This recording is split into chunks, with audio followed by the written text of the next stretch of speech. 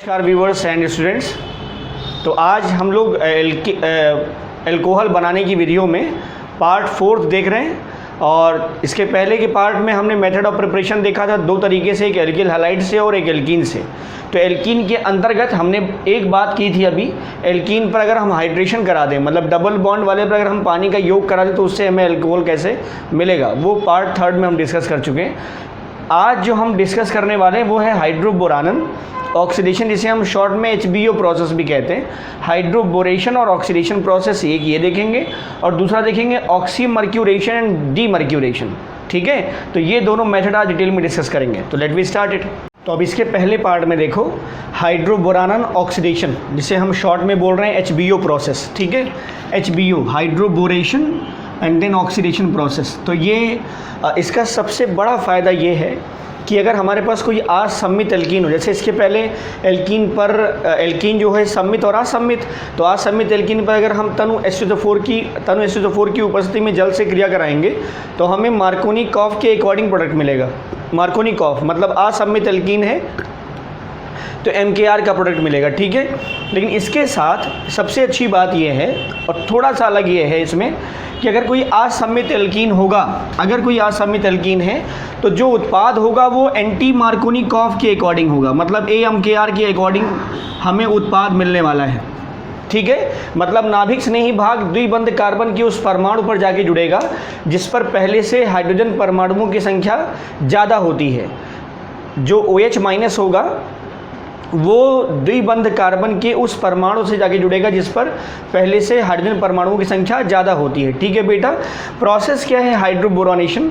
आप देखें दो घटनाएं हैं, एक तो हाइड्रोबोरानन मतलब इसको बोलते हैं हाइड्रोबोरोनीकरण, हाइड्रोबोरोनीकरण, और दूसरा है ऑक्सीडेशन।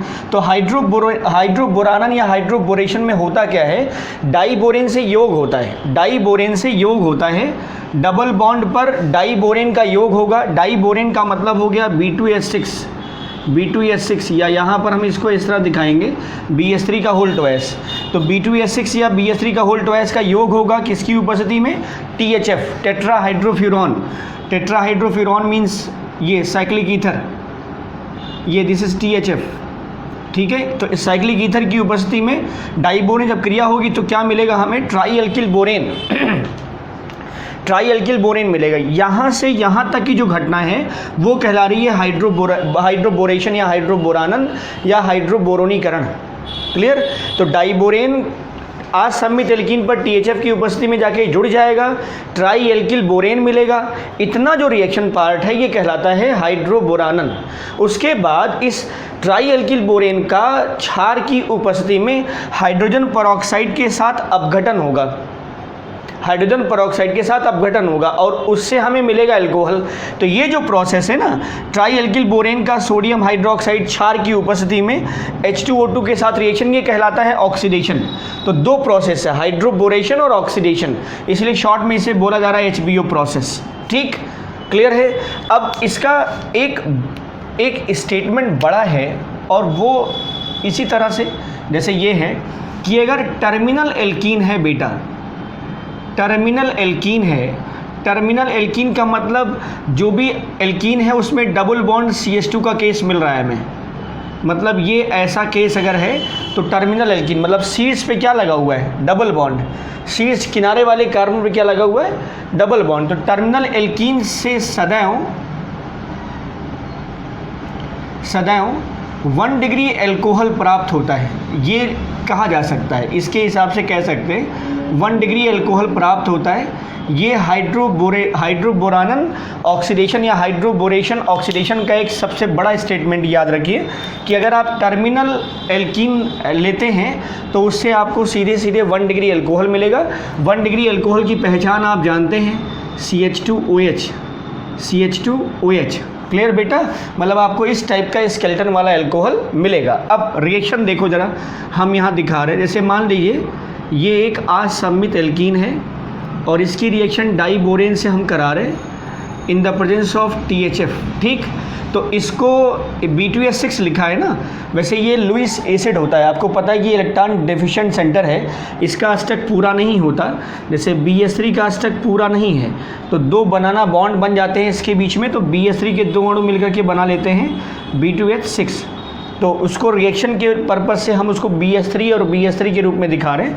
तो इसको आप ऐसे समझ लीजिए, BS3 का होल ट्वाइस है ना बेटा, लिखा वही है डाइबोरेन B2S6, लेकिन रिएक्शन के लिए हम इसको इस तरह से दिखा रहे हैं। अब देखो ज़रा, एक BS3 अणु ले लो, एक BS3, तो एक बोरान के साथ 3 हाइड्रोजन है, एक बोरान के साथ 3 हाइड्रोजन, इस तरह से sp2 हाइब्रिडाइजेशन है, एक बोरान के साथ 3 हाइड्रोजन।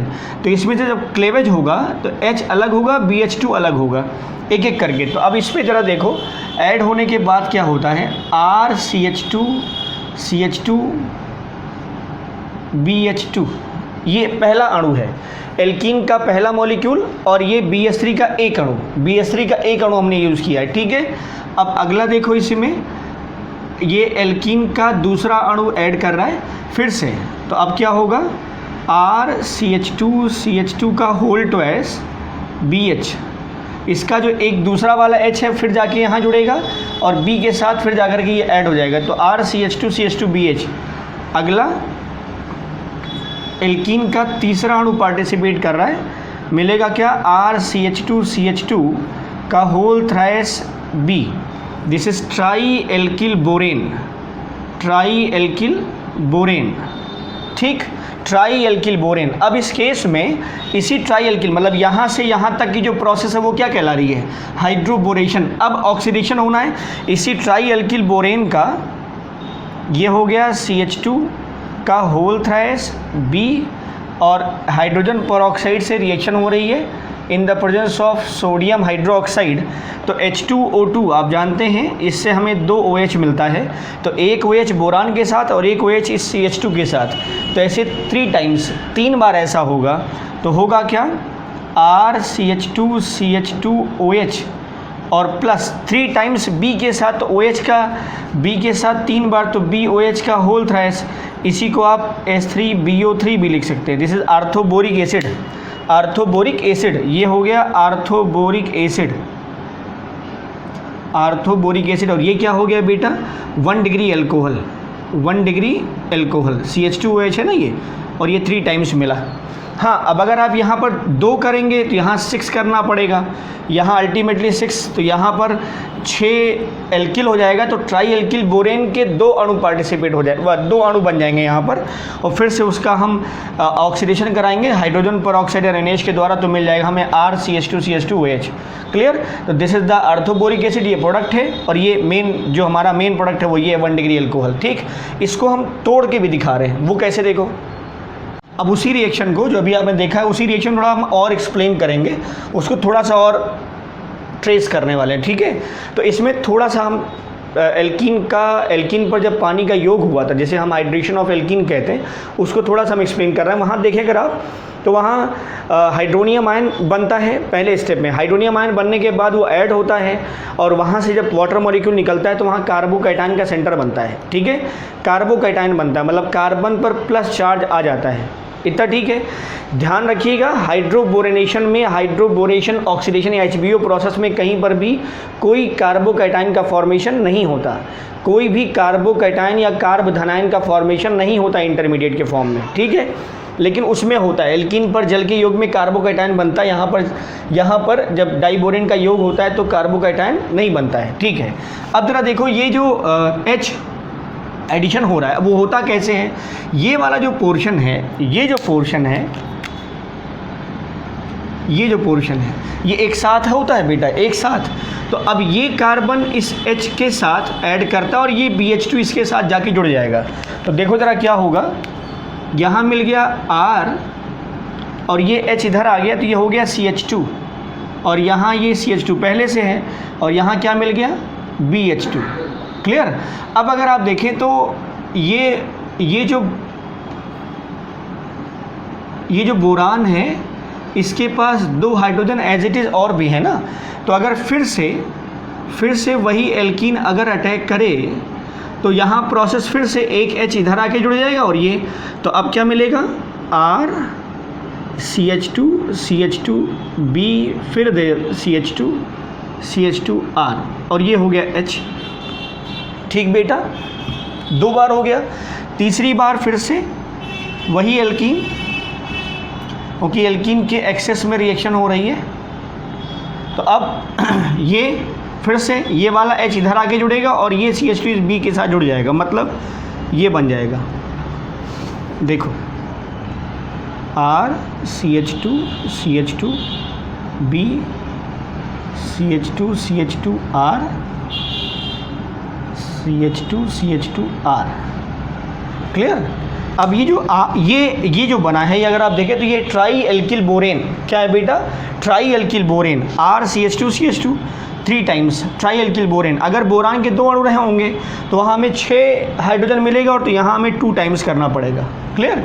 फिलहाल अब देखो ये है ट्राई एल्किल बोरेन, इसी का ऑक्सीडेशन करा रहे हैं किससे, hydrogen peroxide in the presence of NaOH, hydrogen peroxide in the presence of NaOH। अब देखो जरा, इसी पर हम तोड़ के दिखा रहे हैं आपको, तो एक तरफ OH, इधर भी OH, इधर भी OH, इधर भी OH, इस तरफ OH और इस तरफ OH है, hydrogen peroxide, hydrogen peroxide, hydrogen peroxide. अब अगर आप देखो तो यहाँ क्या हो रहा है, RCH2CH2OH, RCH2CH2OH, RCH2CH2OH 3 टाइम्स। देखो RCH2CH2OH 3 बार हुआ ना, 1 2 3। अच्छा, इस B के साथ OH भी 3 बार लगेगा, यहाँ पर और ये वाला, तो ये हो गया OH B OH OH, और वास्तव में ये कुछ और नहीं, ये है H3BO3। ठीक है, ये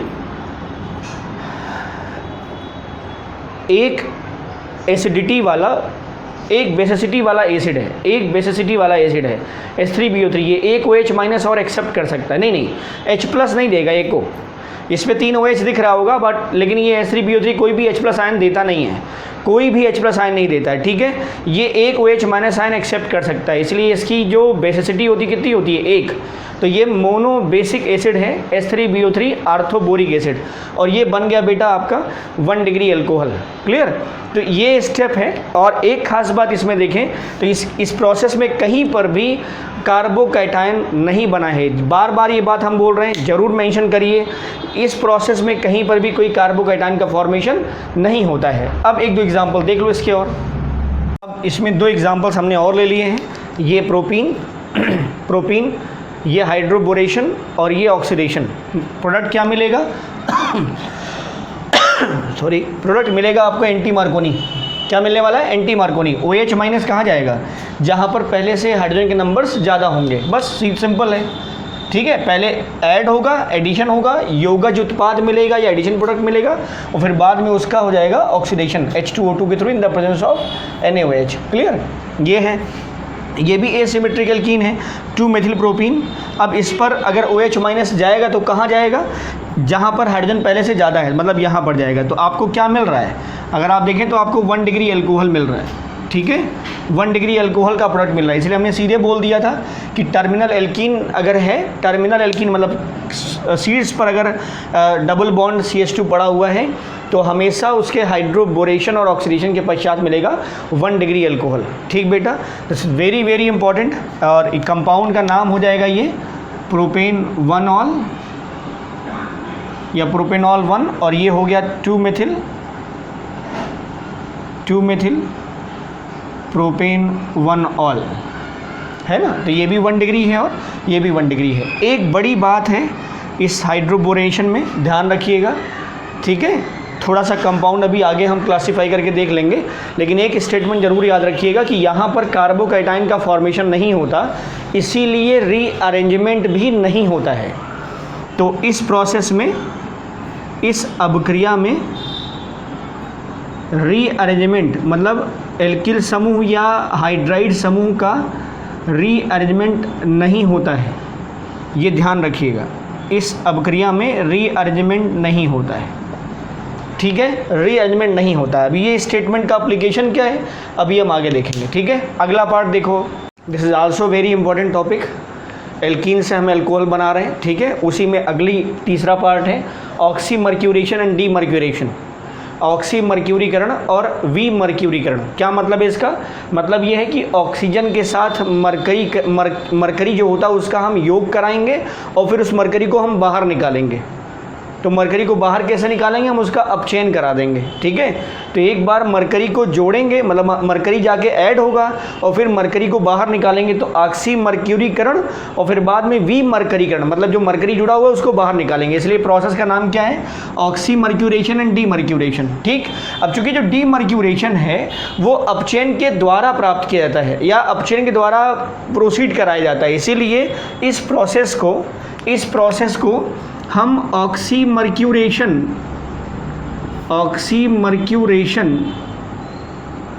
रिडक्शन भी कहते हैं। एक तो वही है जो ऊपर लिखा हुआ है ऑक्सी मर्क्यूरेशन, डीमर्क्यूरेशन जो होता है it is happened by reduction. तो ये रिडक्शन के द्वारा होता है, इसलिए इस प्रोसेस का दूसरा नाम भी है और उसको नाम क्या दे रहे हैं? ऑक्सी मर्क्यूरेशन रिडक्शन, ऑक्सी मर्करीकरण और अपचयन। ठीक है, ये प्रोसेस होती है। और इसका एक और सबसे बड़ा और सबसे इम्पॉर्टेंट हेडेड पॉइंट क्या है? वो है कि आपको प्रोडक्ट कैसा मिलेगा? MKR के अकॉर्डिंग मिलेगा। तो फिर फ़ायदा क्या है? बड़ा फ़ायदा है। अभी इसका एप्लीकेशन पार्ट दूसरा देखेंगे, समझ में आएगी बात कि इसमें जो मार्कोनिकॉफ हमें प्रोडक्ट मिल रहा है वो विदाउट रीअरेंज मिल रहा है, मतलब कोई रीअरेंजमेंट नहीं होता। और उसके पीछे का कारण फिर वही बात आएगी कि इसमें भी यहाँ पर भी इंटरमीडिएट कार्बोकैटायन नहीं बनता है, यहाँ पर भी कोई इंटरमीडिएट कार्बोकैटायन नहीं बनता है। इसीलिए यहाँ पर मार्कोनिकॉफ का उत्पाद तो मिलता है हमें, मतलब OH- वाला भाग उस कार्बन पे जाके जुड़ेगा जिस पर पहले से हाइड्रोजन परमाणुओं की संख्या कम होती है। अभी हाइड्रोबोरानम में क्या था? OH- वहाँ जाके जुड़ रहा है। हम रिजल्टेंट बता रहे हैं, आपको रिजल्टेंट बता रहे हैं कि OH- वहाँ जाके जुड़ता है जहाँ पर पहले से हाइड्रोजन परमाणुओं की संख्या ज़्यादा होती है। लेकिन ऑक्सी मर्क्यूरेशन और डीमर्क्यूरेशन या ऑक्सी मर्क्यूरेशन और रिडक्शन का जो लास्ट प्रोडक्ट मिलेगा उसका आप रिजल्ट जो प्रोडक्ट देख रहे हैं आपको दिखाई पड़ेगा कि OH- वहाँ जाके जुड़ा है जहाँ पर डबल बॉन्ड वाले कार्बन पर जहाँ हाइड्रोजन परमाणुओं की संख्या सबसे कम है, मतलब MKR का प्रोडक्ट मिल रहा है। क्या मिल रहा है? MKR का प्रोडक्ट मिल रहा है। ठीक, फ़ायदा ये है कि इसमें अगर कहीं कोई बल्कियर ग्रुप ज़्यादा आ जाए तो यहाँ पर किसी भी प्रकार का कोई रीअरेंजमेंट या फिर से पुनः व्यवस्थित होने वाली संरचना नहीं प्राप्त होती है। कारण क्या है? क्योंकि यहाँ पर इसकी मैकेनिज्म में भी कहीं पर कार्बोकैटायन या कार्बोनियम आयन या कार्ब धनायन का निर्माण नहीं होता है। और चूँकि कार्बोनियम आयन या कार्ब धनायन का निर्माण नहीं होता है इसलिए यहाँ पुनर्विन्यास भी नहीं होता है। तो जैसे हाइड्रोबोरानन ऑक्सीडेशन में HBO प्रोसेस में किसी टाइप का कोई रीअरेंजमेंट टेक्स प्लेस नहीं होता, उसी टाइप से यहाँ पर ऑक्सी मर्क्यूरेशन और डीमर्क्यूरेशन में भी किसी टाइप का कोई रीअरेंजमेंट पॉसिबल नहीं होता है। ठीक है, रीअरेंजमेंट वाली बात अगर आपको याद हो तो एल्कीन के हाइड्रेशन में हमने लास्ट में एक रिएक्शन दिखाई थी जिसमें ज़्यादा स्टेबल कार्बोकैटायन बन गया था और उसके बाद उत्पाद प्राप्त होता है। तो उसी रीअरेंजमेंट की हम बात कर रहे हैं क्योंकि वहाँ रीअरेंजमेंट पॉसिबल होता है जबकि HBO और ऑक्सी मर्क्यूरेशन डीमर्क्यूरेशन में रीअरेंजमेंट पॉसिबल नहीं होता। क्यों नहीं होता? उसके पीछे का सिंपल रीज़न है, यहाँ पर कोई कार्बोकैटायन का फॉर्मेशन नहीं होता है। इतना ठीक है। आओ प्रोसेस देखते हैं क्या है। एल्कीन को THF टेट्राहाइड्रोफ्यूरॉन और H2O की उपस्थिति में, तो वास्तव में रिएक्शन इससे होती है। THF एज अ कैटलिस्ट या एज अ सॉल्वेंट प्रेजेंट होता है, टेट्राहाइड्रोफ्यूरॉन साइक्लिक ईथर। तो एल्कीन को THF और H2O की उपस्थिति में मर्क्यूरिक एसीटेट से जब क्रिया कराओगे आप तो एक योगात्मक उत्पाद मिलेगा और उसी योगात्मक उत्पाद का हम सोडियम बोरोहाइड्राइड द्वारा अपचयन करा देंगे तो हमें क्या मिल जाएगा? एल्कोहल। क्लियर? अब प्रोसेस देखो ज़रा क्या होता है इसमें। ये है, ये ले रहे हैं हम एल्कीन ले लिया, ये हो गया बेटा मर्क्यूरिक एसीटेट, तो CH3COO का होल ट्वाइस He और ये हो गया है H2 in the presence of THF की उपस्थिति में रिएक्शन हुई तो क्या मिला आपको? उत्पाद मिलता है ये। ठीक, अभी हम बता देते हैं। ये हो गया HgO COCH3 और यहाँ से निकलता क्या है? CH3COOH। क्लियर? और उसके बाद इस योगात्मक उत्पाद का हम सोडियम बोरोहाइड्राइड NaBH4 द्वारा हम जब अपचयन कराते हैं तो यहाँ एक हाइड्रोजन यहाँ यूज़ होता है एक हाइड्रोजन यहाँ यूज़ होता है और एक हाइड्रोजन यहाँ यूज़ होता है। तो उत्पाद क्या मिल जाता है? उत्पाद मिल जाएगा RCH, ये हो गया CH3, ये OH और प्लस Hg, ये सेपरेट आउट हो गया। तो मरकरी यहाँ से निकल गया, इसीलिए इस प्रोसेस को क्या कहते हैं? विमरकरीकरण, मतलब मरकरी बाहर निकल जाता है। और साथ में CH3COOH, CH3COOH है ना। तो दिस इज़ 2 डिग्री एल्कोहल, या कह सकते हैं एल्कोहल। अब इस केस में तो हम 2 डिग्री बोलेंगे, ठीक है, इस केस के लिए 2 डिग्री बोलेंगे। This is the process.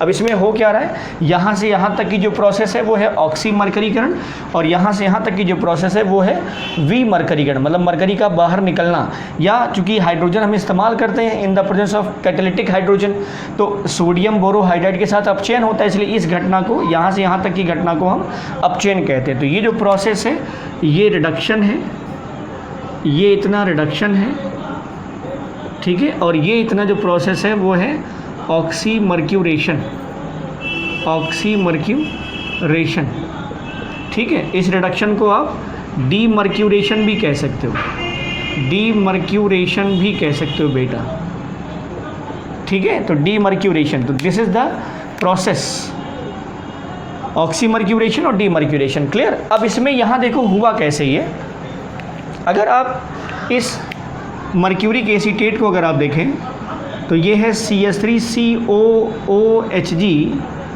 और ये OCOCH3, ठीक। अब ये जो वाटर मॉलिक्यूल था ना, ये वाटर मॉलिक्यूल डिसोशिएट करता है, देखो कैसे, ये H और ये OH इस तरह से। अब देखो ये जो है, ये जब बॉन्ड टूटेगा, ये मर्क्यूरिक एसीटेट है, CH3COO होल ट्वाइस था और Hg हो गया। तो अब यहाँ पर जो ये बॉन्ड है, ये जब क्लीव करता है तो पानी भी टूटेगा, पानी भी टूट रहा है H+OH माइनस में। तो अब ये जो पोर्शन है ये प्लस में टूटेगा, ये माइनस में। ये इतना पोर्शन क्या बन जाता है? एसिटिक एसिड, ये वाला CH3COOH, CH3COH अलग हो गया।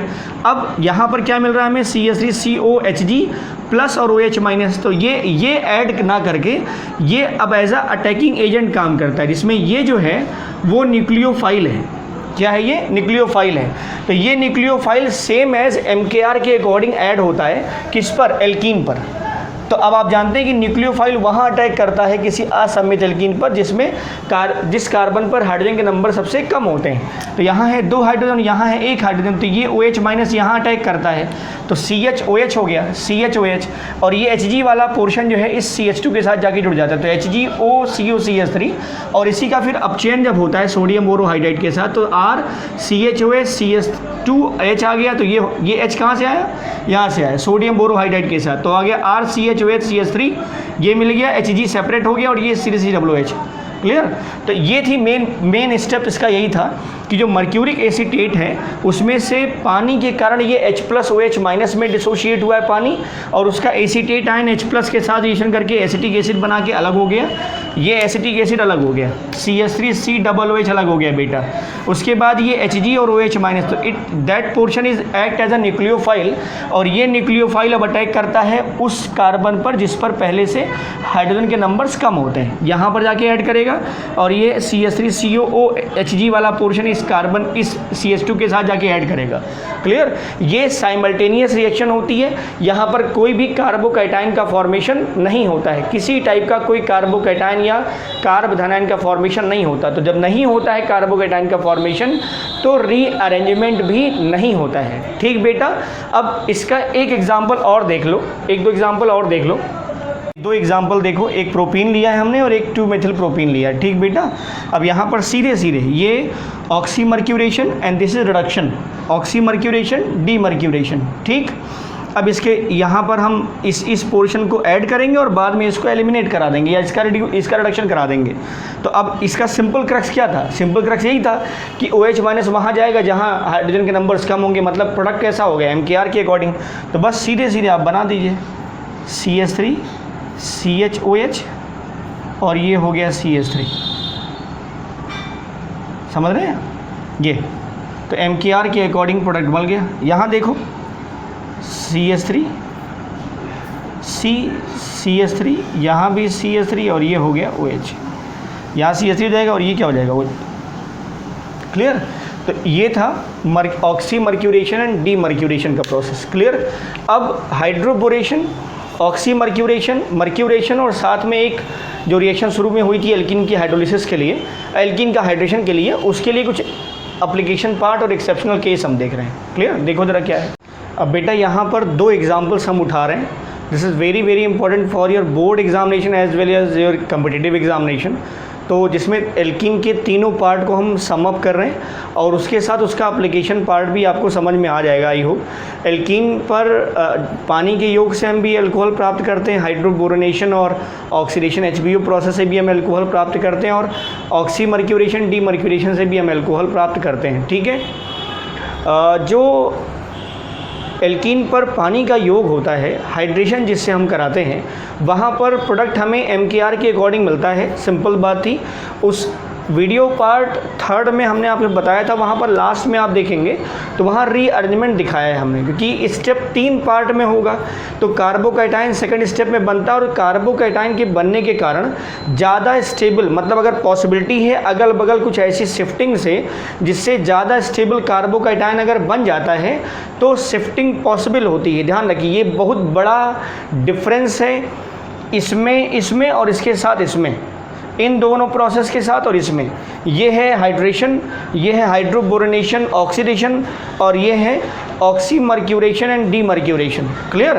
तो इन दोनों में कार्बोकैटायन का फॉर्मेशन नहीं होता, इसमें कार्बोकैटायन का फॉर्मेशन होता है। और अगर मॉलिक्यूल्स में ज़्यादा स्टेबल कार्बोकैटायन, क्योंकि कार्बोकैटायन बनता है, तो अगर रीअरेंजमेंट के द्वारा ज़्यादा स्थायी कार्बोकैटायन बनने की संभावना है तो वहाँ पर उत्पाद आपको मतलब पुनर्विन्यासित उत्पाद ही मिलेगा, ठीक। अब इसका आंसर देखो क्या होगा।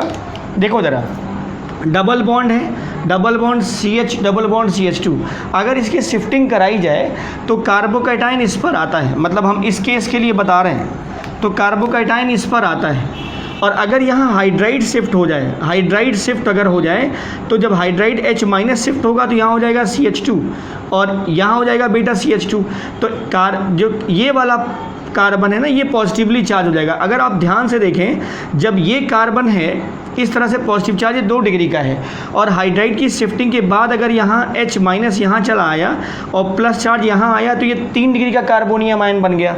और अगर 3 डिग्री कार्बोनियम आयन बन रहा है, that will be more stable then 2 degree, मतलब 3 डिग्री कार्बोनियम आयन ज़्यादा स्थायी होगा। कब? इस केस में, चूँकि बल्कियर ग्रुप लगे हैं, यहाँ पर हाइड्राइड शिफ्ट की संभावना है कि कार्बोकैटायन बनने के बाद पुनर्विन्यास हो और पुनर्विन्यास से हाइड्राइड शिफ्ट हो जाए, जिससे ज़्यादा स्थायी कार्बोनियम आयन मिले। तो जो OH- होगा वो यहाँ अटैक ना करके कहाँ अटैक करेगा? यहाँ पर। कहाँ अटैक करेगा बेटा? यहाँ पर, ठीक है, क्योंकि कार्बोकैटायन इस 2 डिग्री से 3 डिग्री पुनर्विन्यासित हो जाएगा, ठीक। इसकी मैकेनिज्म वीडियो पार्ट 3 में लास्ट में हमने लिखा है, वहाँ दोबारा जा कर के देख सकते हैं। हम इसका डायरेक्ट प्रोडक्ट दिखा रहे हैं आपको, ठीक है। तो अब देखिए ज़रा, CH3 हमने अभी आपसे क्या बताया कि ये शिफ्ट यहाँ करेगा क्योंकि इससे ज़्यादा स्थायी कार्बोनियम आयन मिल रहा है, तो मतलब ये हो जाएगा CH2 और ये CH3 और यहाँ क्या आएगा? OH, ठीक बेटा। तो दिस इज़ द ये रीअरेंजमेंट हुआ है, रीअरेंजमेंट के बाद उत्पाद मिला है यहाँ पर, ठीक। तो एल्कीन पर जब जलयोजन कराया जाएगा, शिफ्टिंग पॉसिबल है, तो इस तरह शिफ्टिंग पॉसिबल होगी जिससे ज़्यादा स्टेबल कार्बोकैटायन बने, और तब जाकर के आप OH- का अटैक कराओगे, ठीक, न्यूक्लियोफाइल का अटैक कराओगे, जिससे उत्पाद ये मिलेगा, क्लियर। अब इसमें देखो, इन दोनों केसेस में कार्बोकैटायन का कोई केस नहीं बनता, इसलिए उत्पाद एज इट इज़ बनता है, जैसा है वैसे ही। अब आओ इधर, डाइबोरेन पे आओ। हाइड्रोबोरानन पे आप देखें तो यहाँ हमने बताया था कि टर्मिनल एल्कीन अगर है तो उससे हमें सीधे 1 डिग्री एल्कोहल मिलेगा। क्या मिलेगा? 1 degree alcohol. Double bond CH2 का केस है, मतलब इस कंपाउंड में टर्मिनल एल्कीन का केस है, तो हमें क्या मिलने वाला है? 1 degree alcohol without any rearrangement. कोई रीअरेंजमेंट पॉसिबल नहीं है यहाँ पर, इस केस के लिए कोई रीअरेंजमेंट नहीं होगा, किसी टाइप का कोई पुनर्विन्यास नहीं होगा। सिंपल है रीज़न, क्यों? क्योंकि कार्बोकैटायन नहीं बनता है, कार्बोकैटायन का कोई इंटरमीडिएट यहाँ नहीं बनता है। तो बस अब CH2OH कर दूँ। अब देखो जरा प्रोडक्ट देखो इसका प्रोडक्ट होगा CH3 ये H, ये हो गया CH2OH। क्लियर। तो प्रोडक्ट कैसा बना बेटा, ये वाला बना है किसका, MKR के अकॉर्डिंग। कैसे बना है, MKR के अकॉर्डिंग विदाउट रीअरेंजमेंट। तो MKR without rearrangement, without rearrangement. ठीक, यहाँ पे देखो, यहाँ MKR के अकॉर्डिंग प्रोडक्ट होगा विदाउट रीअरेंजमेंट, यहाँ MKR के अकॉर्डिंग प्रोडक्ट होगा यहाँ जहाँ विदाउट रीअरेंजमेंट है, पुनर्विन्यास ना इसमें होना ना इसमें होना है। ठीक है, अब यहाँ देखो CH3 ये H, अब MKR OH माइनस, वहाँ जहाँ हाइड्रोजन सबसे कम, तो यहाँ 2 यहाँ 1 यहाँ जाएगा, तो CHOH और ये हो गया CH3। क्लियर। तो प्रोडक्ट में अंतर दिख रहा है आपको, ये 1 डिग्री एल्कोहल है, जो हाइड्रोबोरान का केस होता है, टर्मिनल एल्कीन हमेशा जो है 1 डिग्री एल्कोहल देते हैं, और ये कैसा केस है बेटा, 2 डिग्री। ठीक, तो ये है MKR प्रोडक्ट, MKR का प्रोडक्ट है विदाउट है, ये विदाउट रीअरेंजमेंट। ठीक है, विदाउट रीअरेंजमेंट। ठीक बेटा, तो ये 1 डिग्री, ये 2 डिग्री, यहाँ भी बिना कोई पुनर्विन्यास नहीं, यहाँ भी कोई पुनर्विन्यास नहीं। यहाँ जो प्रोडक्ट है वो AMKR के अकॉर्डिंग, और यहाँ प्रोडक्ट जो है वो MKR के अकॉर्डिंग। क्लियर। और ये तो सिंपल MKR या MKR के अकॉर्डिंग ही प्रोडक्ट कहा जाता है, लेकिन यहाँ पर पुनर्विन्यास होता है, तो ये विद रीअरेंजमेंट है, विद रीअरेंजमेंट। आई होप की बात समझ में आ गई होगी। ठीक है, तो अब इसी के रिगार्डिंग ये हम प्रोडक्ट दिखा देते हैं। ये जो रिएक्टेंट है, ये रिएक्टेंट, इसकी पहली कंडीशन ये है बेटा डाइल्यूटेड SO4, दूसरी कंडीशन ये है HBO process, hydroboration oxidation process, और ये है ऑक्सीमर्क्यूरेशन डीमर्क्यूरेशन। तो कैटलिस्ट सारी चीज़ें यही यूज़ होंगी यहाँ पर। ठीक है, तो अब यहाँ पर आप ध्यान से देखो, तो ये जब पॉजिटिव चार्ज पे आएगा तो 2 डिग्री कार्बोकैटायन बनेगा, तो यहाँ पर शिफ्टिंग होगी एल्किल ग्रुप की, जिससे प्लस यहाँ आ जाएगा, जिससे 3 डिग्री कार्बोकैटायन बनेगा, जो कि ज़्यादा स्थायी है 2 डिग्री की अपेक्षा। इसलिए OH माइनस इस पर अटैक करेगा और CH3 यहाँ शिफ्ट कर देगा, तो उत्पाद हमें ये मिलेगा, this is hydration of alkene. Clear. यहाँ देखो, ये हाइड्रो HBO प्रोसेस में हम करा रहे हैं, हाइड्रोबोरेशन ऑक्सीडेशन में, तो यहाँ टर्मिनल एल्कीन है, तो सिंपल 1 डिग्री एल्कोहल मिल जाएगा, ये 1 डिग्री एल्कोहल हो गया। ठीक, प्रोडक्ट कैसा है, प्रोडक्ट AMKR के अकॉर्डिंग है, without rearrangement MKR, without rearrangement MKR, HBO process है बेटा ये।